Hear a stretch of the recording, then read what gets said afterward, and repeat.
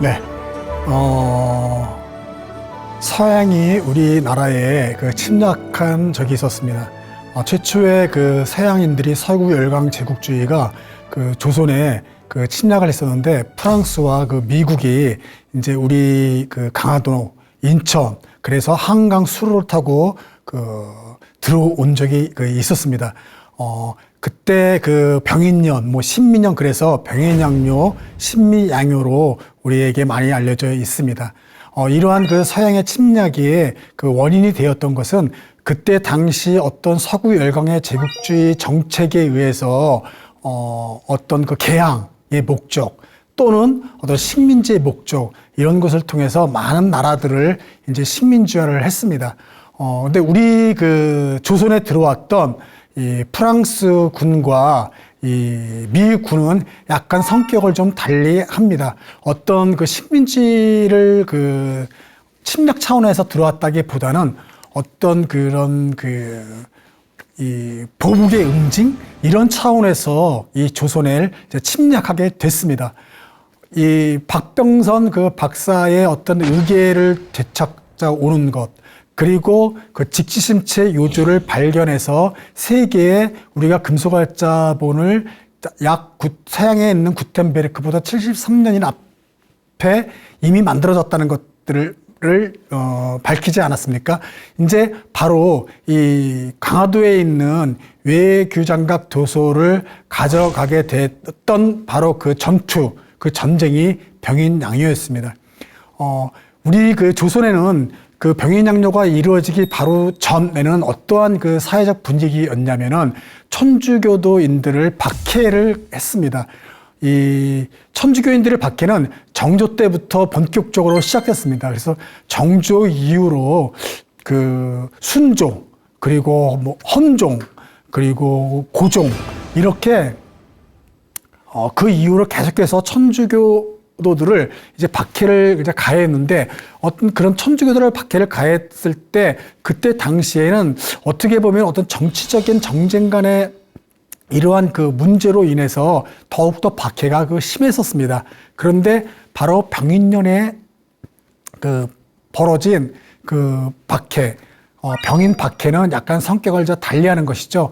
그때서부터는 정말로 어떤 그 본격적인 이 병인 양요가 프랑스 군에 들어와서 이러한 강화도에 이렇게 그 외교장각을 그 소각하고 또는 약탈해가고 막 그랬던 것들이 이 조선 그 백성들이나 이 조중에 있는 대신들에게는 상당히 큰 그 분노를 불러일으켰죠. 그래서 그 어떤 그 이 병인 박해는 그 전과는 약간 성격이 다른 그러한 그 병인 박해로 그 천주교회들이 피해를 받습니다. 아주 엄청나게 끔찍한 그 피해를 이제 보게 되는 거죠. 이 바로 그 이후로 1866년도에 이 백인년에 벌어진 이 박해뿐만 아니라 그 이후에 벌어진 박해까지도 모두 이제 어떤 병인 박해의 영향을 받아서 연장선으로 보고 있습니다. 그 박해가 이제 이루어지고 또 몇 년 뒤에 흥선 대원군의 아버지, 그 남영군인데 그 남영군의 묘가 충북 예산에 있었는데 그 예산을 독일계 유래인 상인이었던 오페르토가 도굴합니다.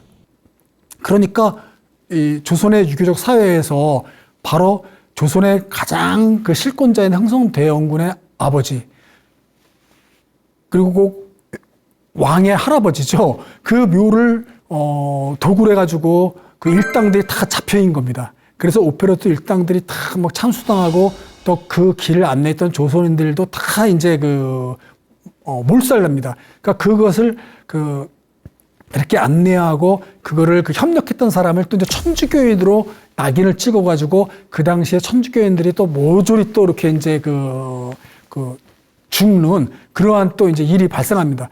그리고 또 나중에 또 이제 고종 때 또 이제 아주 끔찍한 또 이제 박해가 이루어집니다. 이러한 것들이 이제 후에 이야기하겠지만은 바로 미군이 들어와서 일으킨 신미양요. 그 미군이 들어와서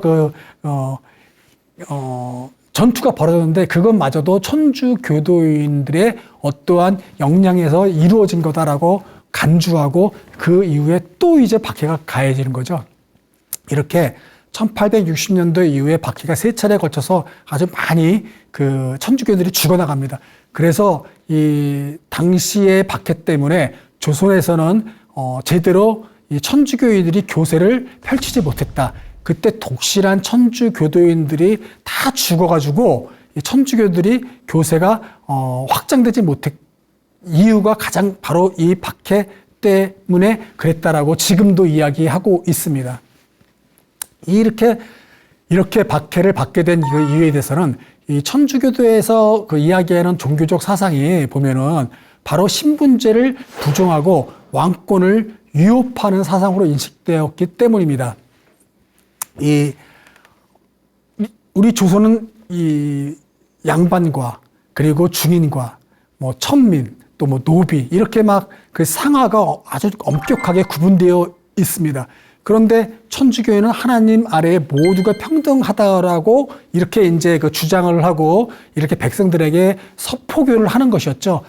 그리고 그때 그 천주교가 이렇게 들어와서 포교를 하고 막 하고 있었을 때 바로 또 이 고종이 바로 즉위해가지고 왕권을 강화를 해야 될 필요가 있었을 그런 분위기였습니다.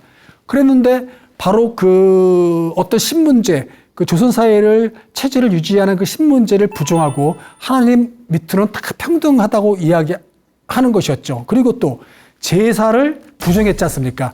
오직 하나님께만의 그 예배를 드리고 제사를 하는 것이지 그 자기의 조상님께 제사하는 것을 천주교가 부정했던 것이었죠. 그렇기 때문에 이건 성리학의 윤리로도 도저히 받아들일 수 없는 그러한 그 종교적 그 사상으로 우리 성리학 신봉자들은 봤던 것이었죠. 아주 폐륜적인 사상이라고 그 천주교를 몰아세웠습니다. 이러한 그 당시 조선에서는 천주교를 보는 그 관점이 이런 시각이었습니다. 그랬는데 바로 그 병인 양녀로 프랑스군이 들어와서 강화도에서 그러한 약탈과 이러한 그 외교 정학에 있는 의궤들을 가져갔으니 당연히 더욱더 이것을 그 천주교가 선교하는데 커다란 문제가 발생했었던 것이었죠.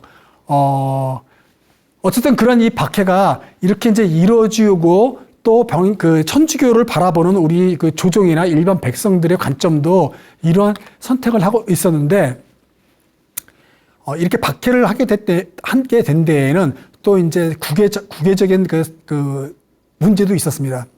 청나라와 텐진 조약을 통해 가지고 지금의 그 연해주 지방을 그 러시아가 갖게 됩니다. 그러니까 그때 이 조선과 러시아가 이 두만강을 기점으로 해가지고 경계를 해서 이렇게 이제 이 지역이 그 영토가 경계선이 만들어지게 됐습니다.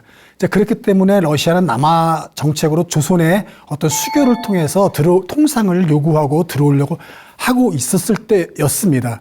그러니까 그런 어떤 상태였을 때 흥선대원군은 그것을 이제는 반대하고 있었죠.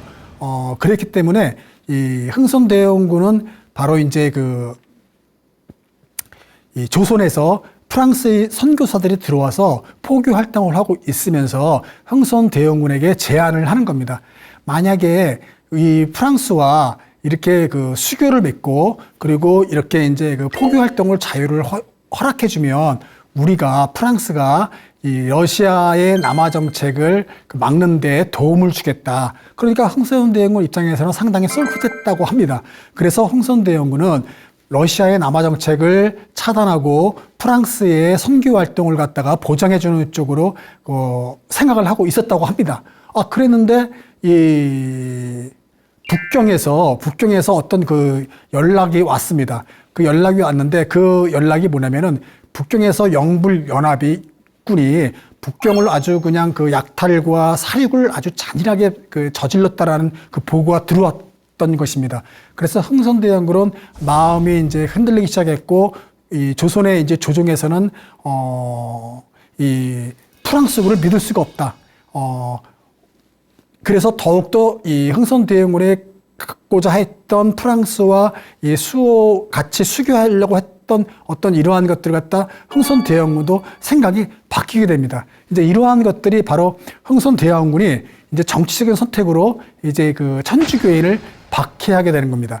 이 정치적 선택이라는 건 무엇이냐면은 러시아가 남하에서 조선의 통상을 요구하면서 어떤 그 들어오려고 했었지만은 나중에는 흐지부지 됐습니다. 그러니까 어떤 뭐라고 그럴까요? 그냥 그 하나의 그 일시적인 어떤 그러한 현상이었습니다. 그래서 홍선대왕후는 자기의 어떤 정치적인 어떤 그 결집과 그리고 누군가의 어떤 자기의 어떤 그 강력한 권한 힘을 왕권을 주고 또 지금의 사회적으로 이 신분제 사회를 부정하고 왕권을 위협하는 사상으로 인식하고 있는 이 천주교를 박해를 시작하면서 자기의 어떤 그런 이 고종의 그 왕권을 강하고 자기의 정치적인 이 권력을 쥐기 위한 어떤 선택으로서 이제 그 희생물로 이 병인 박해를 이제 일어나게 되는 겁니다.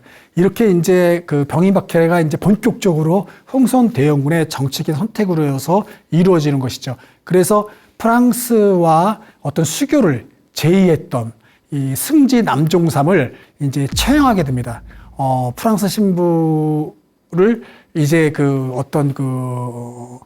설득해가지고 프랑스와 조선이 수교하고 또 영국과 프랑스와 조선이 삼국 동맹을 맺게 하려고 했던 바로 여기에 주도적인 역할을 했던 사람이 바로 그 승지 남종삼이었거든요. 그래서 승지 남종삼을 이제 처형하게 되고 또 그 처형하면서 그 수많은 천주교도인들을 참수하고 또 효수하고 합니다. 이렇게 이제 많은 이제 1860년도에 1월서부터 박해가 시작해가지고 끔찍한 어떤 이런 사륙들이 이제 벌어지게 되는 것이었습니다. 그리고 거기에 또 프랑스인 신부가 12명이 우리나라에 있었습니다. 그래서 전국적으로 포교 활동을 하고 있었는데 거기에 약 12명을 모두 잡아서 처형을 시키려고 했지만은 3명은 도망가고 9명이 처형당합니다. 그러니까 9명이 모두 또 참수동에서 죽게 되고 또 조선인 신자들도 엄청난 숫자가 이렇게 처형을 당하게 되는 것이죠. 이렇게 해가지고 병인 박해가 시작됐습니다. 이렇게 이제 많은 프랑스인들이 신부들이 죽게 되고 그리고 조선인들이 이제 죽으면서 이 프랑스인 3명은 이러한 사실을 이제 3명이 이제 무사히 청으로 도망가게 됩니다. 그래서 무사히 청으로 도망가가지고 바로 프랑스 북경에 있는 주청의 공사에게 프랑스의 공사에게 이제 보고를 하게 되는 것이죠, 신부들이. 그래서 바로 이 프랑스의 해군 사령관을 이제 조선에 이제 보내가지고 강화도를 점령하게 하는 전쟁을 선포하고 강화도를 들어가서 이제 침략하는 것들이 이제 이러한 상황 속에서 벌어지게 됐던 것입니다. 이렇게 이제 프랑스 군들이 이제 이 강화로 이제 들어와서 이제 강화도를 점령하고 관할을 방어를 이제 했습니다. 그리고 거기에 많은 서적들이 있었는데 약 5천여의 도서가 있었고 또 중국 서적들도 많았었다고 합니다. 그러니까 중국 서적도 많았고 또 우리나라의 어떤 발간했던 도서들도 약 300몇 점이 있었습니다. 그리고 우리가 잘 알고 있는 의계도 297권인가 있었고요. 또 그 이외에 은궤도 많았습니다. 이제 그러한 것들이 은궤 19상자 그리고 우리 서적 350여 권 이런 것들을 이제 다시 배에 싣고 청으로 가져갔던 것이었죠. 이렇게 한 달 동안을 강화도를 점거한 상태에서 이들의 약탈이 있었던 것이 바로 병인 양요였습니다. 이들이 오게 된 거는 바로 병인 박해의 보복으로 이제 오게 된 것이었죠. 이렇게 프랑스인 선교사가 9명이 죽었기 때문에 이제는 우리가 가서 9,000명의 조선인들을 죽이겠다. 또는 프랑스 신부 9명을 죽였기 때문에 우리는 응징 보복으로 조선을 침략한다. 이러한 그런 로즈 제독인가요? 그게 로즈 제독과 그리고 청으로 도망갔던 3명 중에서 신부 중에서 한 명이 리델 신부였습니다.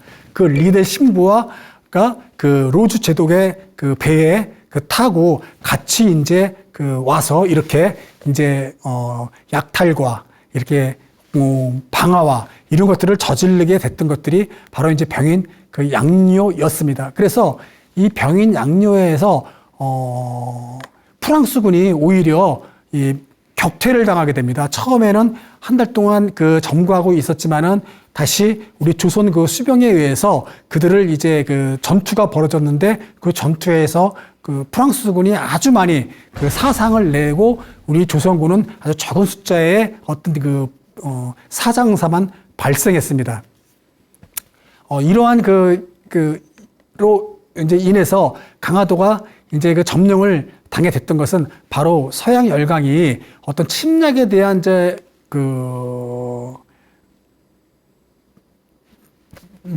뭐라고 그럴까요? 서양 열강이 우리나라에 이제 오게 됐던 것은 바로 천주교 탄압을 해서 거기에 대한 응징 보복으로 인해 가지고 이제 들어왔던 것이었죠. 이 강화도에 침략했을 때 그때 당시에 이 군함이 7척 그리고 군인이 1000명이 강화도를 점령했던 것입니다. 그러니까 아주 그 근대 병기로 무장한 그리고 이 대포가 그 실려 있는 군함들이 들어오게 됐던 것이었죠. 그래서 활약 면에서 이 프랑스 군을 이길 수가 없었던 그러한 그 것이었죠. 하지만은 우리 이 군에서 우리 이제 조선군이 그 양원수라는 이러한 그 어떤 그 뭐라고 그럴까요? 이 부대가 아주 맹활약을 벌이게 됩니다. 이 강화성을 완전히 그 장악을 하고 프랑스군이 있었지만은 이 양원수 부대가 이 정족 산성에 이렇게 몰래 야밤에 그 잠수를 해가지고 물길이 없을 때 잠수를 해가지고 약 그 100몇 명이 들어갔다고 합니다. 그래서 잠수를 해서 그 정선을 장악하고 다시 또 이 강화성에 있던 이 프랑스군이 이 정족산성에 쳐들어오는 것을 갖다가 그 양원수 부대가 그 아주 물리쳤던 것이었죠. 그래서 여기에서 이제 그 아주 양원수 활약을 통해 가지고 약 한 달 정도 머물러 있던 프랑스 군들이 이제는 이제 그 철수를 했던 것이었습니다. 그러니까 그 길이 1차의 원정길로는 그러니까 1차의 원정길로 그 자기들이 이제 한강에 있는 한성에 있는 양화진까지도 이렇게 그 갔던 것이었죠. 그래서 수로를 이렇게 탐측하고 정찰하고 그러한다는 명분으로 해서 들어갔다가 다시 2차 때 다시 침입했던 것이었습니다. 그래서 2차 때 저렇게 그 바로 이제 그 정족산성 있는 쪽에서 이제 이 전투가 벌어졌던 것이었죠. 병인 양료에 참전했던 이 사람이 그 1867년 1월 19일 기사의 그 잡지에 나왔던 겁니다. 그러니까 19일 전에 병인 양료가 발생했고 그것을 기사로 그 프랑스 그 기자가 그 잡지에 발간했던 겁니다. 그 왼쪽에 가운데쯤 보면은 바로 외교장과 그 근처에서 프랑스 군들이 걷는 모습들이 이렇게 이제 저거는 사진은 아니고 대생으로 그렸다고 합니다. 그래서 저러한 것들이 그 당시에 잡지에 실려 있기도 한 것이 지금도 남아 있습니다. 이제 이 신미항요를 좀 알아보겠습니다. 신미항요는 또 미국 함대의 그 침략입니다. 그러니까 이 병인 양료가 일어나기 전에 약 한 3개월인가요? 그때 이미 벌써 우리나라에 인천에 들어왔던 배가 있었는데 그 배 하나가 바로 이 제너럴 셔먼호입니다. 그러니까 병인 양료가 일어나기 전에 이 제너럴 셔먼호가 우리 이제 강화 해협을 통해서 들어오게 되는데 이 제너럴 셔먼호가 들어올 때 이미 병인 박해가 일어나고 병인 양료가 일어나기 전에 어떤 소문이 조선에서 이루어졌냐면 프랑스 군이 전쟁을 일으키려고 우리나라에 쳐들어온다라는 소문이 아주 많았습니다. 이제 그러한 상태였어요. 병인 박해를 엄청 끔찍하게 했고 프랑스인 신부가 3명이 도망갔기 때문에 곧 프랑스 함대가 쳐들어올 것이라는 걸 소문이 많이 있는 가운데 그러한 상태였는데 미군인 배라고 알려져 있는 제너럴 셔먼호가 이제 강화 해협으로 해서 들어오게 된 거예요. 그러니까 저 배는 당연히 이제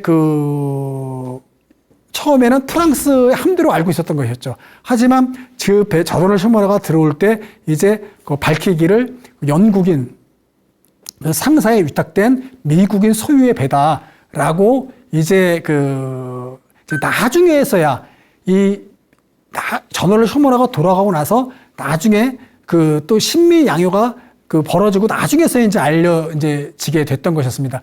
조선에서는 이 제너럴 셔머너가 양이, 그러니까 서양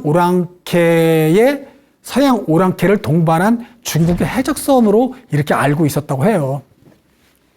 여튼 이렇게 이제 저널 셔머너가 들어가게 됐는데 미국인이 재산으로서 이 중국의 천진인가요? 있으면서 바로 영국 상사에 위탁된 계약되어 있었던 물품을 계약해서 소유 배에 싣고 이제 우리나라에 들어오려는 그러한 함포를 갖고 있는 무장된 배였습니다. 그런데 이 제너럴 셔머너가 우리 이제 조선에 들어오면서 이제 처음에 들어올 때 뭐라고 그럴까요? 우리 조선에 들어올 때는 허락을 받고 들어오고 강화 해협으로 들어오는 것은 이 강화라는 곳이 상당히 조선에서는 중요한 수로이기 때문에 들어올 수 없다라고 거부를 이렇게 했었나 봅니다. 그럼에도 불구하고 저널 셔머너는 통상을 요구하면서 들어왔던 것이었죠. 그리고 들어와서도 어떤 평화적인 제스처가 아니라 이 강화 해협에 들어와서 상륙하고 더욱더 더 침입해 들어온 것을 만류했던 중군 이현익인가요? 그러니까 정삼품 정도의 무관직 이러한 사람을 이제 데리고 이제 갔습니다. 그리고 이제 감금을 시켜놨던 것이었죠. 그러니까 평양성에 있는 군민들이 그 소식을 듣고 이제 강 안으로, 강 해변가로 다들 이제 몰려 나왔던 것입니다. 그래서 돌팔매질과 화살과 이런 갖은 무기 될 만한 것들에서 공격을 했던 것입니다. 그러면서 이제 처음으로 미군과 우리가 이렇게 이제 전투, 군사적 충돌이 벌어졌던 것이에요. 이 저널 셔머너가 이제 이렇게 이제 전투가 벌어지고 평양에서 국민들의 반격이 이루어졌기 때문에 상당히 거기에서 이제 분노했던 평양에서 국민들이 다시 저널 셔머너를 이제 공격하게 되는데 이것이 제대로 돼가지고 이 저널 셔머너가 이제 불타버리는 겁니다. 이제 불타버리고 또 이 저널 셔머너가 그 당시 관찰사가 박규수인가요? 박규수 관찰사가 이제 군민들을 더욱더 많이 모으고 아주 작은 배에 섭이라고 그래가지고 장작 같은 거를 쌓아놓고 거기에 불을 질러가지고 그 배에 이제 가도록 했나 봅니다. 그래서 저널 셔머너가 불타고 또 좀 지난 다음에 이 저널 셔머너를 이제 포격을 가해가지고 격침시켜 버립니다. 그래서 저널 셔머너에 있었던 많은 그런 사람들, 그러니까 미국인이 한 3명, 영국인이 한 2명, 그 나머지는 모두가 다 동남아시아 사람들이었다고 해요. 그래서 그 사람들이 거의 다 이제 불타 죽거나 또는 남은 사람들이 이제 강안 해변가로 올라왔다고 합니다. 해변가로 올라왔을 때 특히 거기에 토머스라는 선교사가 있었습니다. 이 토머스 선교사는 영국인이었는데 이 제너럴 셔머너가 일어나기 전에도 이미 황해도에 와서 선교 활동을 했었던 사람이래요. 그래서 너무나 잘 알고 있었기 때문에 이 저널 셔머너에 타고서 다시 들어왔던 것이죠. 그래서 토머스하고 또 중국인들 이런 사람들이 강안에 도착했을 때 평양성 국민들이 너무나 분해하고 분노해서 그들을 다 때려 죽였나 봅니다. 그러니까 그 사건이 바로 이제 제너럴 셔머너 사건이에요. 이제 그렇기 때문에 당연히 여기에서 이 살아남은 사람은 다시 청에 가서 이 사실을 자기네 나라 공사에게 이제 보고를 했던 것이었죠. 이제 그렇기 때문에 나중에 신민양요가 벌어지게 되는 원인이 되었던 것입니다.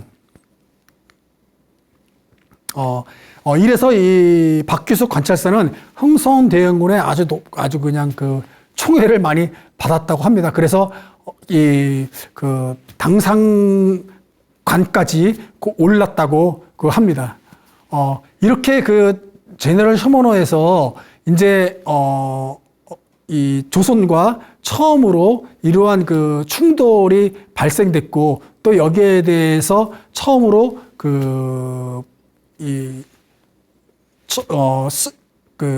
이제 제너럴 셔머너가 병인양요에 그 프랑스군에 들어온 것 보다 더 먼저니까, 이게 이제 그 조선과 미군의 첫 이 전투가 이 손돌목이라는, 강화도 해협의 손돌목이라는 곳에서 이제 벌어지게 됐던 것이었죠. 그래서 손돌목 포격 사건이라고 더욱더 우리가 많이들 알고 있습니다. 그리고 이제 이 제너럴 셔머너가 이렇게 발생되니까 청해에 이제 가서 이렇게 이제 있었다는 것을 알게 되고, 그러니까 거기에 있던 이제 사람이 이제 그 당시 미군 아시아 함대 사령관 로조스인가요? 그 로조스에게 이 조선에 들어가서 이제 그 전쟁을 이제 선언하고, 여기에 이제 침략하라고 이제 명이 떨어지는 거죠. 그래서 그 당시 일본의 나가사키에 있던 아시아 그 함대가 이제 로조스 제독이 이제 이 인천 바다를 통해 가지고 이제 강하해협으로 들어오는 것이 바로 신미양요입니다. 그 신미양요에서 거기에 배에는 한 7척이 이제 들어오게 되는데,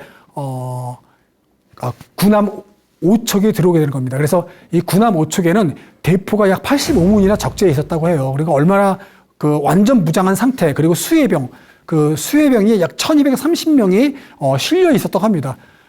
그러니까 그때 미국에서 남북전쟁이 끝나고 나서 가장 많은 병력이 이 참전에서 이 전투를 벌였던 게 바로 조미 전쟁이었던 이제 신미양요가 벌어지게 됐던 것이었습니다.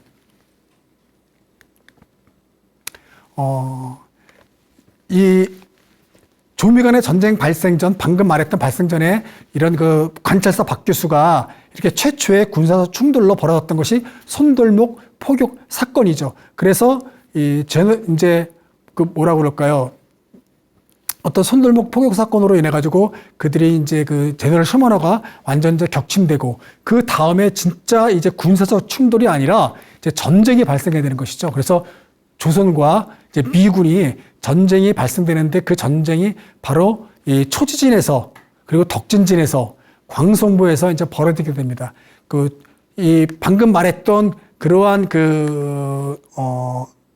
아시아의 함대, 로조스 제독이 이끄는 함대들이 이제 강하해협으로 들어와서 초지진을 완전 초토화시킵니다. 그래서 한폭의 사고로 완전히 이제 초토화시켜가지고 이제 거의 뭐 이제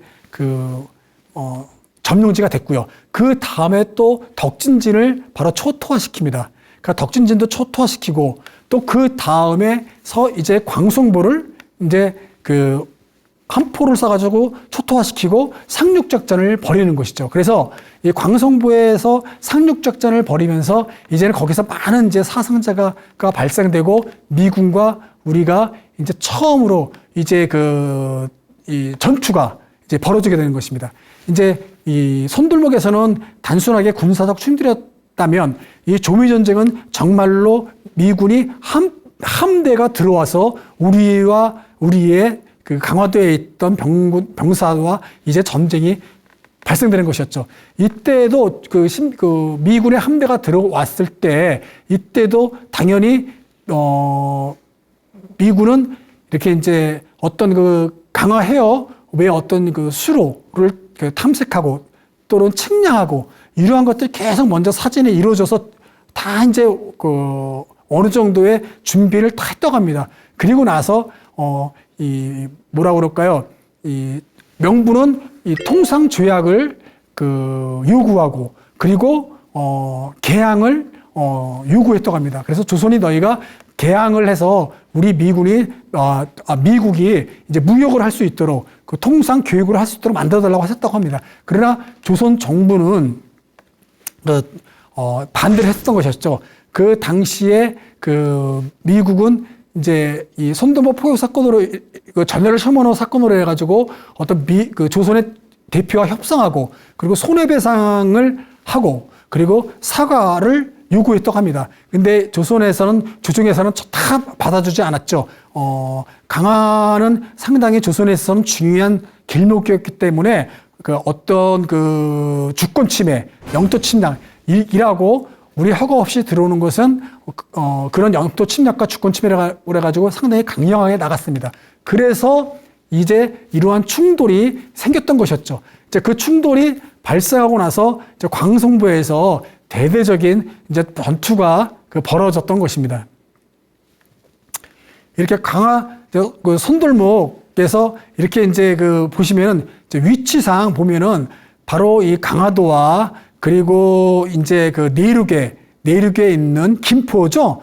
김포 에 어떤 좁은 해협이 있습니다. 그 해협이 바로 이제 그쪽으로 해서 배가 들어와서 초지진, 덕진진, 그리고 광성보, 이렇게 이제 미군들이, 수해병들이 이제 들어오게 되는 것이죠.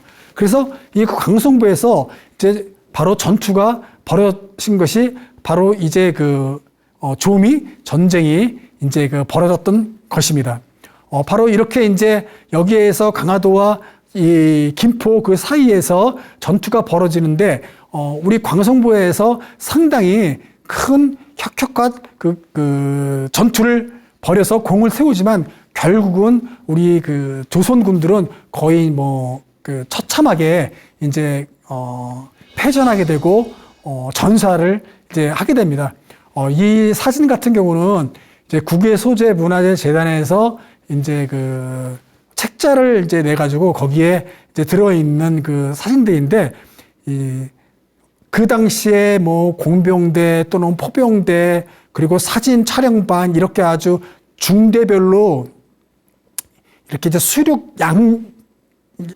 양병으로 해가지고 이렇게 이제 초지진, 덕진진, 광성보를 상륙작전을 펼쳐가지고 올라왔다고 합니다. 그때 찍었던 사진으로 알려져 있는 건데, 초지진을 점령했을 때 미군, 내 사진인데, 그 당시 자기들의 기념사진처럼 승전 사진을 이렇게 찍었다고 알려져 있는 사진이 바로 이 사진이 되겠습니다. 그리고 이거는 이제 광성보 전투 때 우리 측의 이제 조선군들이 이제 다 전사하고 이렇게 이제